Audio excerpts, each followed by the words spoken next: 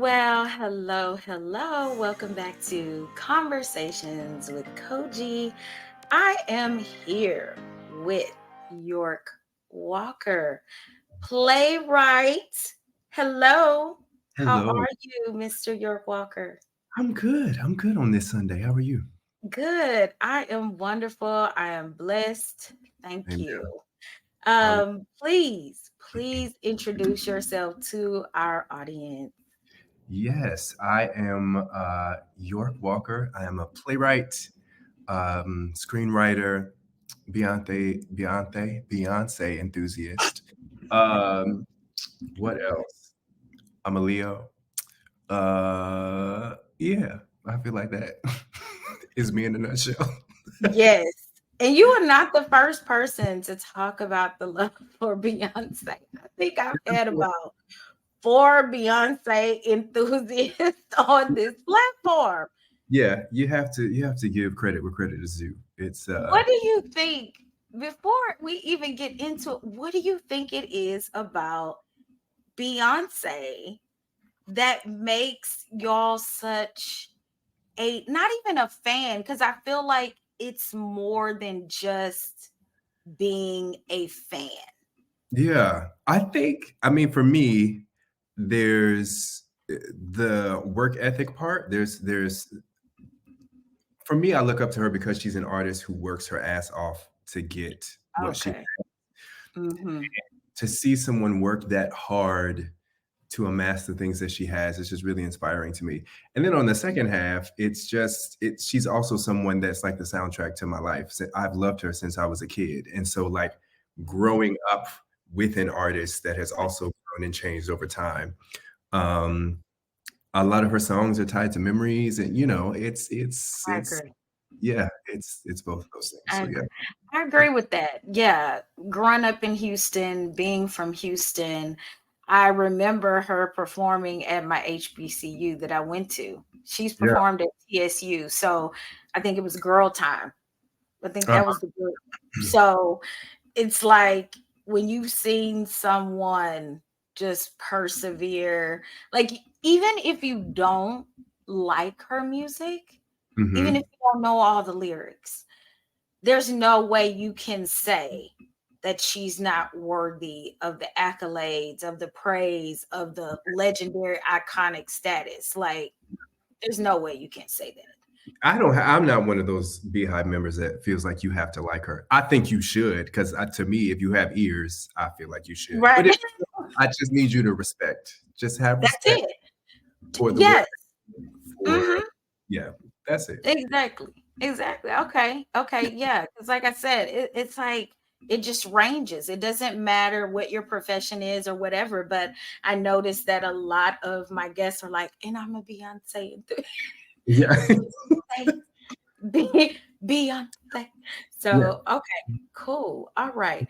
So, I think my first question for you, Mhm. as a playwright, was that always something that you saw for yourself? Like, because I would think being a playwright, like your imagination as a child, Mhm. right? I know you didn't know that's what it was, right? Like you didn't Yeah. have a playwright, but what was your imagination like, your creation like as a child? Yeah, I had a big imagination. I mean, I had no idea I was gonna be a writer. I had no interest in writing at all. Mm, I've always wanted to be an actor since I was a kid.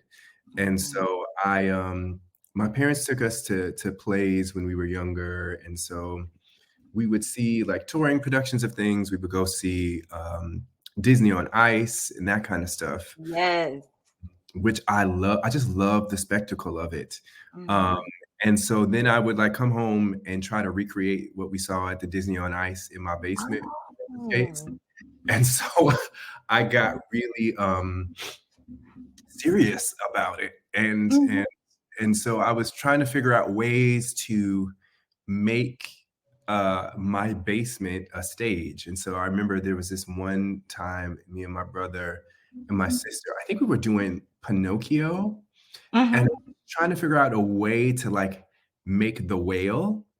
And so what we did was we had these two big sort of toy canister things. So we set those two things up, and my mom had an exercise bike.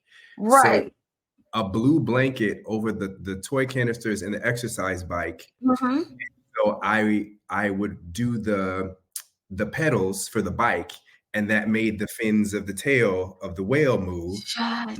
And then because I think Geppetto gets swallowed or Pinocchio gets swallowed by a whale, we just pulled up the blanket, and my brother was in there. He had some glasses that he put like this. And so we were just doing whole productions of things in my basement. I And love that. I was just trying to recreate with zero money what I was seeing in these Disney on Ice things. And so it forces you to sort of get really creative and use your imagination. And I love that. And did Yeah. your parents, like, I don't know what your home life was like, if you had your mom and dad or just mom. Yeah. Was it both? Mhm. Did they embrace your creative side? Because sometimes parents, they kind of be like, okay, baby, put these blankets up, leave my bike alone now. I need you to focus on your math. Yeah, I think they embraced it. Okay. I don't know why. I guess they thought it was cute. They Mhm. would come down and watch us, I dance love to when whatever parents do that. soundtrack. Yeah, Um, I love when parents do that. That's important. I wish yeah, more it's really parents important. would do that. Yeah. You can have your So playwright. Yeah. listen. So yeah, I think from an early age, I was interested in theater and telling stories and all of that kind of stuff. Mhm. But I thought it was going to be on the acting side, because that's what I grew up and went to school for. Went to college and I got my master's in acting. Um, so I didn't write my first play until my first year of grad school for acting. So this is all kind of, I mean, not new because I graduated from grad school in 2014. So it's Right. been a while. But Yeah. I didn't go to school for writing plays or For anything. writing. So what made you transition? Like, what made you pivot Mm. from pursuing acting? I think my life was sort of telling me to pursue writing, and I was ignoring it. And I was living out here in LA, pursuing acting, and it wasn't really working. It was just, and acting was all that I have ever loved. But I was trying to get my series regular role on a TV show, and I wasn't getting auditions. I had really terrible representation. Mm. It just was not working. And things were falling apart. I was driving for Lyft. I lost my manager and I lost my agent like within a span of 10 days. Uh, Wow. yeah, so it was rough. And I was living with my best friend Kimmy at the time. Right. And um, one day she took me out to pizza and she was like, Mhm. I think you need to embrace these writing opportunities because you're sort of ignoring them. And as soon as she said it, I was like, "You're right. You're right." And I knew that I wanted to write for TV because she had started writing for TV, and so I was getting like an inside look at how that process was, and there were so many cool shows happening. Uh, Mhm. and so I was like, that would be a really cool thing to be able to tell stories on television. Um, but I knew going through the assistant route was going to be a little rough for me because I was older and I was like, that's not like a guaranteed thing. Mhm. Knew that there were playwrights that were also doing TV. So I was like, I'm going to move back to New York. I'll give it Okay. a year. I'll get a full-time job, which I had never had before because I was acting. I was cobbling together different part-time jobs. So I had time to Yeah. watch. So I got a full-time job working at a CEO advisory firm doing reception. Um, Okay. Well, it's listen. but it was terrible, awful. So I was in New York doing that. And Mhm. I would come in some days and sneak into a conference room and write plays. And I was writing Covenant, the play that's going up right now in New York. Oh my That's God, I want to see it. That's how I finished that play. So that's how it Man. all kind of kind of happened. Yeah. Oh my God. And what year was that you started writing Covenant? Because now it's running at the round table. When was that? Roundabout. Yeah, yeah. It was, I think it was 2017 or 2018. I got the first like idea for it. So it took Um 5 to 6 years 5 to for 6 this years to come to fruition. for it to, yeah, for it to get to be a full production. Um Yeah, it's and I really didn't think it was gonna get produced. It got to a point where I was like, this isn't gonna happen, so I need to just Oh keep." my goodness. Um, so it's been an amazing experience because this play, even outside of the production, uh, Mhm, changed my life. Um, it got me. I was submitting it once I finished it, and I was trying to get out of that job. Um, mhm. and then it ended up getting the Colman Domingo Award with the Vineyard Theater. And it's an award in his name. And it was the first time they were doing it. So it was the first award. Um, and We talking so, about the Coleman Domingo. yeah. So what happened was the theater randomly emailed me. It Mhm, was actually a Facebook message. And they were like, "Do mhm, you have any work that we could read?" And I was like, "Oh, yeah, I have this play Covenant." So I emailed it to them. A couple weeks later, they said the artistic director would love to meet you. And I was like, "Okay, that's cool." And I was like, "Maybe they want to do the play. That would be amazing. I can finally get my mhm. first production." So I had a FaceTime with the artistic director, and she was so sweet. And we talked about Coleman because Coleman is somebody that has been on multiple vision boards of mine. He's a hero of mine because when I was acting, he was the only out gay Black actor that was doing the kind of work that I wanted to do. And he's a writer. So I was like, that is somebody that I want to be like. So I had it on multiple vision boards. Mhm. And so we were talking about him because he actually did his one man show there. And so we were talking about him, and she was like, "Oh, we should get you two together at some time." And I was like, "I would love that." Um, so we got off the phone, and I was a little disappointed because I was like, "Damn, I really thought I was going to get a production. I thought that's what this call was." And it was just kind of like Right. get to know you meeting. Yeah. She calls back 10 minutes later on FaceTime with Coleman on FaceTime. Shut And up. I was like, hey.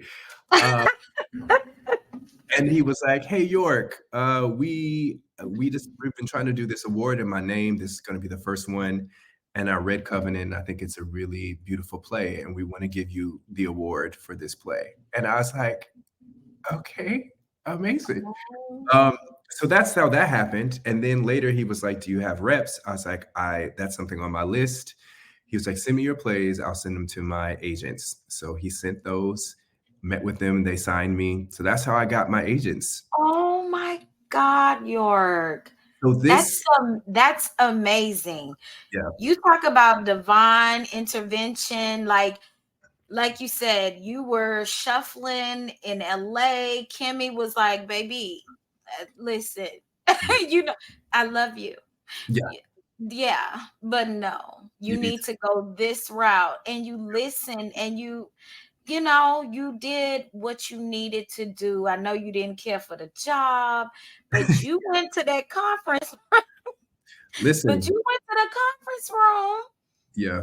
utilized your time. It took a minute, but I mean, It's amazing. And the crazy thing about it, and I said this on the first day of rehearsal, is that when I was in that job, I kept telling mhm, myself, I'm going to write myself out of this job.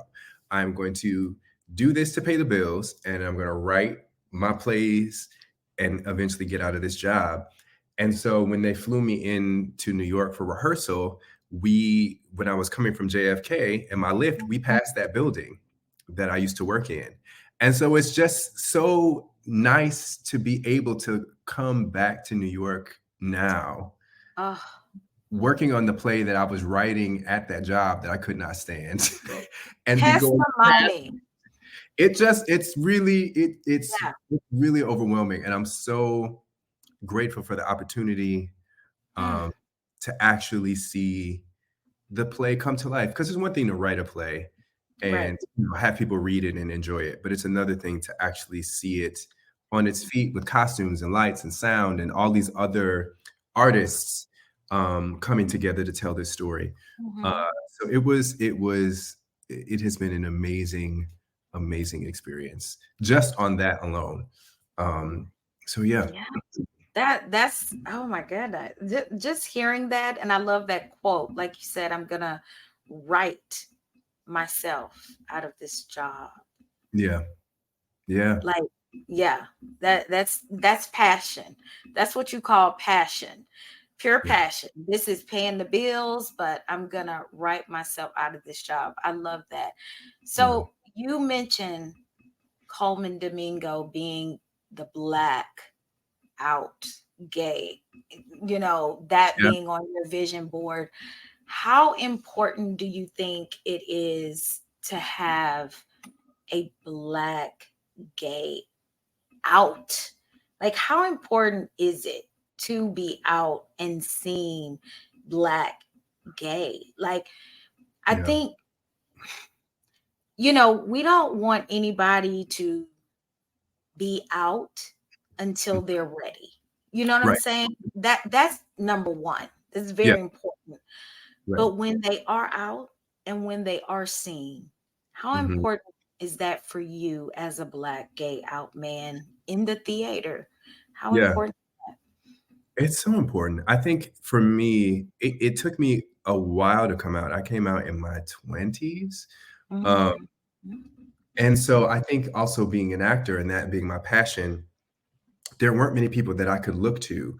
And so Coleman was somebody who was out doing the kinds of work that I wanted to do, Oscar nominated films. He was writing plays. He was doing all of the things, and it just lets you know that you don't have to hide yourself in order to have that level of success. And Mhm. when I was acting, just trying to look at the landscape and look who I was. I had like a deep voice, so like you get put into the leading man type category, even though I'm Yes. very silly. So, but there are when you look around, you're looking at the leading men. None of them are out and gay, and so then it's like, okay, well then, in order to do that, I have to be in the closet, or I have to be, Mhm. and it was just nice to see someone who was doing all of those things and not having to hide themselves. And so for Yeah. me now, uh, it's important for me to be able to just be out and proud so that Yeah. anybody coming up happens to come across my work or come across me in anything can Mhm. be okay. Because for me, even within theater, going to see plays, it's Mhm. not often that I see myself reflected as I am. Sometimes I have to find myself in the characters. Mhm. Um, but seeing Terrell Alvin McCraney's Marcus or the Secret of Sweet, that was about a young man who was gay and in the coming out process, and all of the things that he was struggling with. I saw that a couple years before I came out, and even though I was not ready to come out at the Right. time, Mhm. it let me know that when I felt comfortable, when I felt safe enough to do that, I was gonna be okay. And that Yes. was from me watching a play that this other gay out Yes. black man wrote. And so that's something that I'm very aware of when I'm writing is who am I writing this for? And most of the time, all of the time, it's black people or black queer people. Um, so I think it's good to have that representation because Mm. it's just good to know what is possible. Uh, That's so right. yeah. That is so important, York. Like, I know for me, being a black queer woman, I find myself, and I still feel like there's just not enough. Yeah. There's just not enough. Yeah. Like, I find myself searching. Is there any more black queer shows, black queer movies? Like, I don't want to watch straight Yeah. shows all the time. Yeah. Like, I And you don't want to can. Yeah, you can, and you can find yourself in the characters in some way. But it's so nice to be able to be like, oh, this is me. Like, I don't have to go looking in this story to find myself. Like, I'm watching myself. There's something so beautiful about that. And I think we need to Yes. get to the point where all of the stories are reflecting the people, Mhm. Yeah. all of these communities. Like, shout out to Alexander King. She has a web series called Queerious, and it is so good. Like, when I found that web series, I was like, thank you. Like, Yeah, thank you. Like, can I get a bigger version, an hour long? yeah, It's kind of really sad, and I don't think people understand how important it is, like you say, to see themselves, because I do find myself when I watch shows trying to find certain aspects of love and mm, drama and things and characters. And I'm like, God, they're not me. But yeah, I mean, because at the end of the day, at our core, we are the same. Like, I can be just as loving, have the distrust, the loyalty, all the same characteristics. We yeah. are the same. Mhm. But what I'm seeing visually, that's not how I love. So Right. I love that, like you said, you're so aware when you're writing. And just shout out to Kotori. And that's why I'm so proud of all you guys. Like, you are doing it. Nico's doing it. Mhm. Monroe, like all y'all. I love all you guys, because y'all and women. I'm Yeah. just so proud of y'all, because I feel like the more and more people, Lena Waithe, Mhm. everybody who is putting us on the screen visually, Yeah. no matter how much hate, it's like we still gonna do it. Yeah.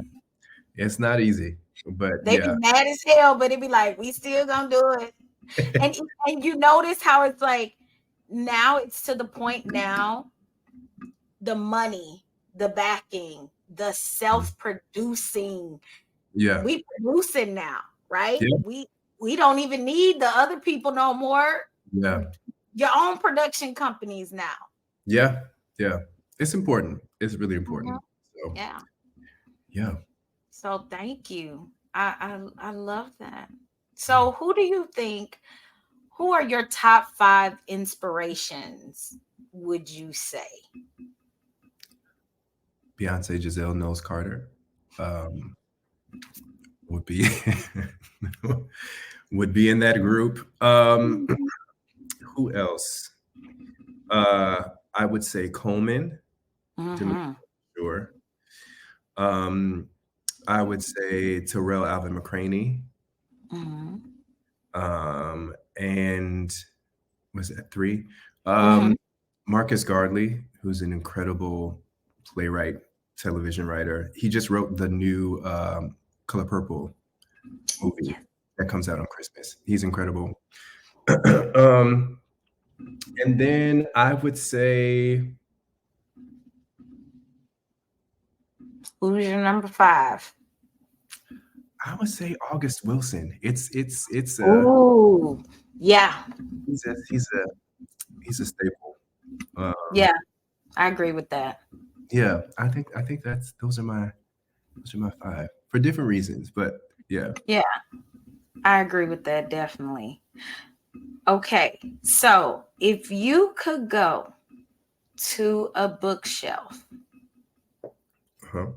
and you could only pick one book to read, what book would that be? One book to read.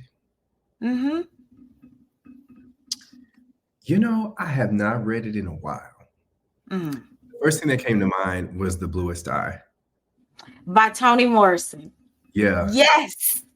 It That is, oh my God, I love Toni so much. Oh There my is God. something about the way Mm. that that woman writes that is just Oh my God. the language in that book is so like it just makes you it just taps into how those characters feel in a way that I don't know. She's incredible. And so She's incredible. that's somebody that I wish I aspire to be Still right. here. I wish she was still here. Yeah. I'm gonna add her to my list. I'm gonna have her as 6. It's just because. Yeah. I was wondering if you were gonna say Tony, because I was like, "Ooh, is he gonna say Tony?" Because oh my God, she is just amazing. Wow. I have thought to myself, your humor, and I know you're a playwright. Okay, love that for you. Okay. However, sir, I need you in your spare time to write a sitcom. Okay. All right. Because we missing recipes, we losing recipes. Okay, living single. Mm-hmm. Okay, Yeah. because you are giving me Kyle. The dry humor is hilarious. Oh my God. Listen. I will take it. I'm telling you, I see it. Okay. The vision for me is there. Oh my God. I told Tanika this last night. I said, oh my God, he's so funny. I said his humor, it's dry, but it's hilarious. The voice is deep. I swear to God. You know, I will take that comparison because I love Kyle. That's and then you just gotta get you a Maxine, you know what I'm saying? But she black queer, and then you gonna be black baby. You know, you might be on to something. We just talked about representation. It's true. It's true. In New York, black queer baby. I'm gonna work on that. I'm gonna see what I can come up with. Even if it's a web series, I just need to see it. Okay. I need to see it. Black, queer. We need you to be the cow. We need come on. I know it'll be great. Okay. I'll work on it. I'm gonna work on that. But I know you're busy. You with Colman and all the people. You know, you doing big things now. So you ain't got time for the little people. Please. Listen, I myself am little. There's we all on the same plane, doing the best we can, trying to tell these stories. I know. Oh my God. So, oh my God, I discovered on IMDb because I was like, let me look at some real quick. Now, sir, you were a story editor for FBI on CBS. I was indeed. I was like, oh my God, I love that show. It's a crazy show. How did that come about?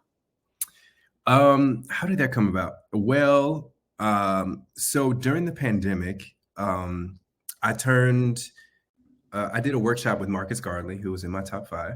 He did a workshop in the pandemic, just wanted to teach writers how to write for TV, writers of color. And so he helped us all get our pilots in order. And so he basically taught us to come up with a story. And so what I did is I took my first play that I ever wrote and I turned it into a pilot.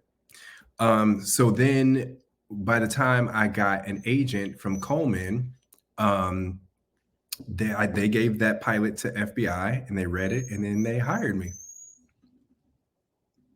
What? Yeah, it was crazy. Hold on 1 second. Let me make sure Afro is adorable. Welcome, Afro, to the show. Hi, Afro. Welcome to the show. Yeah, but you see the brilliance? Do you see why I know you could come up with the sitcom that I'm talking about? Oh, okay. Yeah, I could probably figure something. He wants to get down. That's amazing. So you turned the Wait, I'm trying to. So the workshop, Marcus Gardley told you guys to write what? He was teaching us how to write television pilots, like come up with our own TV shows. And Right. so I took the idea from my first play and made it into a TV show.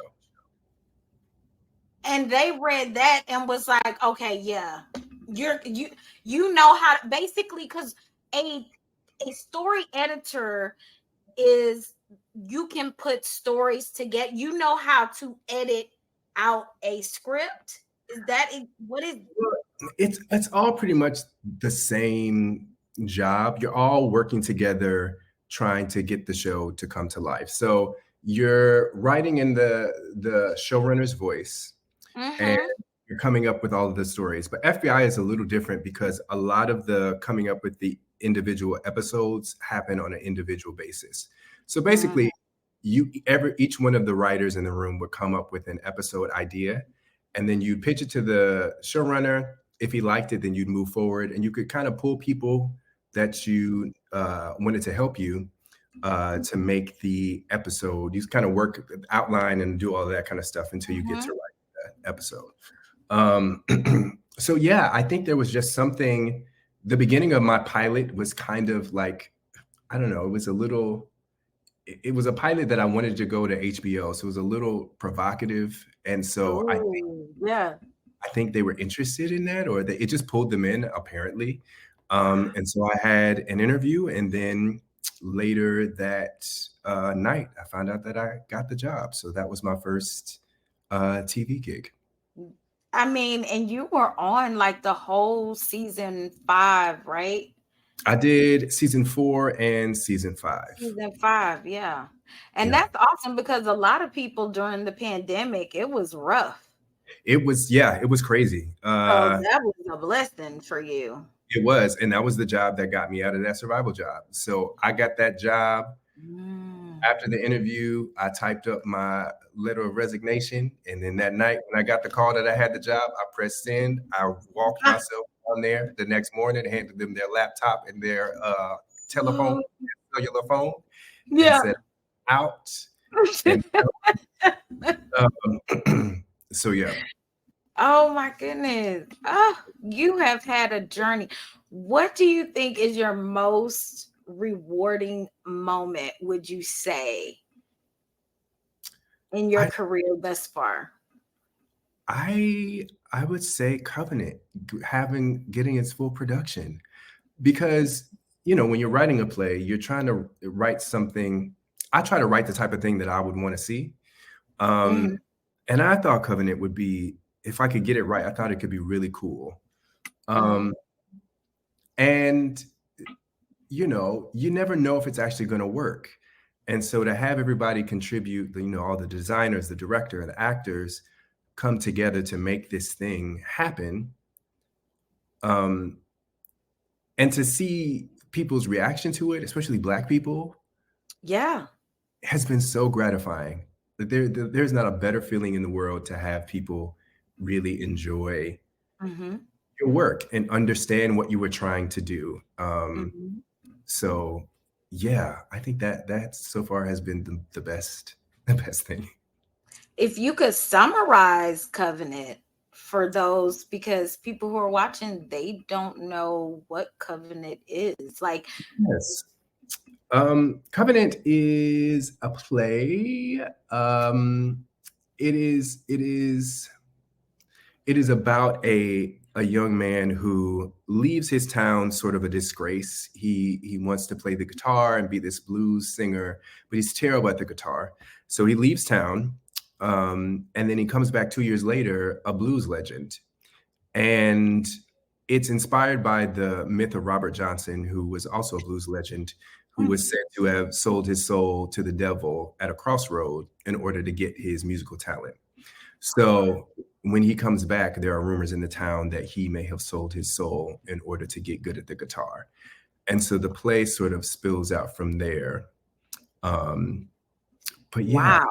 so it's a family drama with some horror elements mixed in. Oh, that's amazing. Yeah. And I so the love theater that. is it's a tiny theater. It's about 60 something seats. Mhm. And so it really you feel like you are in the play, um, which helps with Mhm. the horror aspect of it. Yeah. It's been a lot of fun. We've Mm. extended twice. Um, it was a New You York think Times. there'll be another extension? There can't be because it's Christmas. The play was supposed to end December 9th, and now we've pushed it to December 17th. But now we're getting into Christmas. You know, it opened in September. So it's Yeah. just it's we're getting it's not a Christmas show. Right. but but we're hoping that it will that it'll have another life, maybe on Broadway, possibly, Mm, yeah. prayers up, but definitely, hopefully, with uh, regional theaters in other different cities. Hopefully, it'll go to Chicago and here in LA and Atlanta, those kind of places. I think it will do really well. So we'll Mhm. see what happens. Well, I hope so. I really do. I mean, because I definitely would love to see it. So if it comes to Atlanta, then I mean This I'm in Houston, but I would definitely make my way back to Atlanta to see that play. Listen, it Hmm. can be in Houston too. Listen, it can go all the places. Don't let it come to Houston, baby.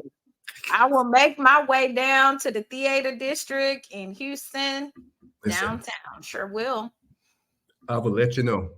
I'm really hoping, because I'm super proud of you, York. Thank You are a beautiful soul, um, you. and an inspiration to our community. Thank you. Um, I know we haven't known each other long, but I mean, you can kind of tell when people have a light, even from a distance, even though we are far away from each other, you can tell when people have a light. Thank you And so you are definitely one of those people who have a genuine light. And I thank much. you for being in our community and just changing the lens for us in such a positive way. We appreciate you for Thank real. you so much. And thank you for all Yeah, that you do. Thank you for having me and even of thinking of course. me to be on the show. I appreciate it. Yeah. Yes, definitely. So tell everyone where they can find you. Give us some more information. Yes. I am on Instagram at It's a York Chop, ISSAYORKCHOP. On Instagram and Twitter, I believe.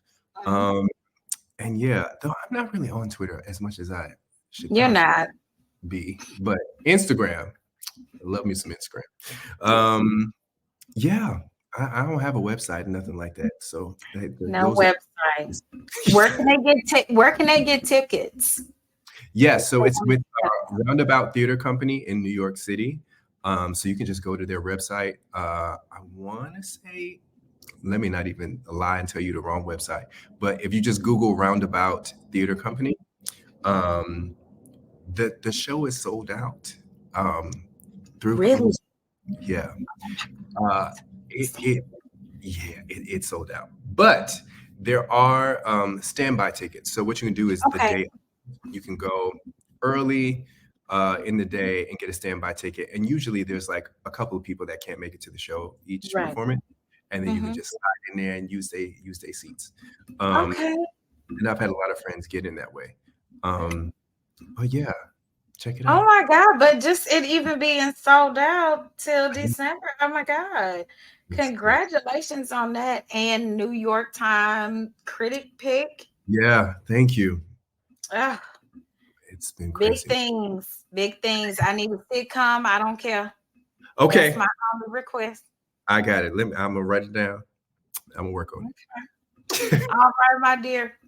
Will you enjoy your Sunday? I hope you feel better. Thank you for coming on despite you not feeling your best. It's all right. It's this Uh, cold that is refusing to leave my body, but I'm gonna hit this button and see and hope for the okay. best. All right, my dear.